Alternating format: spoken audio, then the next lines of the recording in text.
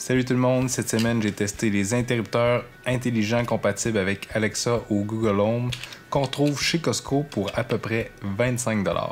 On regarde ça ensemble maintenant.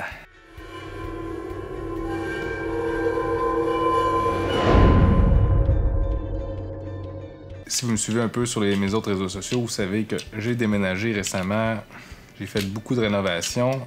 Puis moi, dans mes rénovations, j'aimerais ça inclure de plus en plus de domotiques qui sont connectés avec Alexa parce que moi, j'utilise Alexa. J'ai plein de gadgets qui s'en viennent dans les prochaines semaines que je me suis fait envoyer ou que j'ai acheté vraiment pas cher, que je vais configurer dans ma maison. Mais cette semaine, je teste les interrupteurs intelligents qu'on trouve chez Costco pour à peu près 25 $ chaque. Sinon, sur Amazon, c'est le même prix.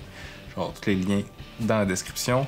Quand j'ai vu que c'était à ce prix-là, la crème en plus, ils sont dimmables, donc tu peux réduire l'intensité de tes ampoules directement, soit en demandant à Alexa ou en appuyant sur les boutons.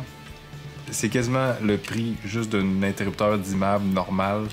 Là, il est connecté avec ton Google Home ou avec Alexa. Donc, si on regarde dans la boîte, c'est un paquet de 2 que j'ai acheté.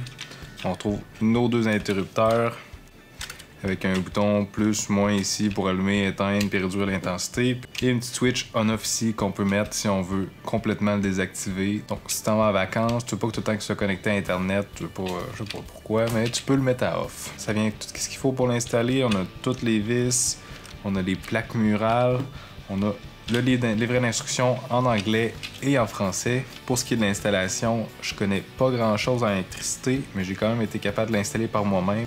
Mais je vais quand même vous conseiller de passer avec votre électricien, mais ça se fait quand même quand je l'ai fait. Dans mon cas, ça a été un peu comme ça. J'ai enlevé l'interrupteur que j'avais déjà, complètement tout enlevé les fils. Je vais installer celui-là, j'ai mis tous les fils qu'il faut, j'ai mis les bons fils au bon endroit, je pense. Ensuite, on remet ça là-dedans, on visse le tout. Ça a l'air assez facile quand j'en parle comme ça, mais il faut savoir un peu les fils vont où. Mais la partie intéressante, c'est que une fois que c'était branché, on remet le disjoncteur on. Ensuite, on installe leur application. Super facile d'installation. Tu te crées un compte. Après ça, automatiquement, il est tombé en mode configuration de mon côté. Donc, je l'ai juste mis proche. Il a fait la détection. Ensuite, tu peux le nommer. Tu peux avoir plusieurs configurations, comme tu peux le faire partir à telle heure, faire éteindre à telle heure, le faire partir automatiquement à 50%. Tu peux faire des groupes d'interrupteurs, par exemple le salon complet, ta maison complet. Un coup que tout est configuré dans leur application. Du côté de mon Alexa, ça a été assez facile. J'imagine que c'est un peu la même chose avec le Google Home. J'ai été dans les skills d'Alexa pour ajouter le CE Smart. Et ensuite, j'ai tout simplement demandé « Alexa, ouvre les lumières ».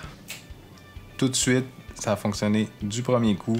Honnêtement, la configuration, installation d'Alexa, je pense pas que ça peut être plus facile que ça. Que ce soit pour allumer les lumières, les éteindre, changer l'intensité, tout répond super bien, même pas de latence, tout est instantané. Alexa, ferme la lumière. D'accord. Alexa, ouvre la lumière. D'accord. Alexa, mets les lumières à 25%. D'accord. Alexa, mets les lumières à 10%. D'accord.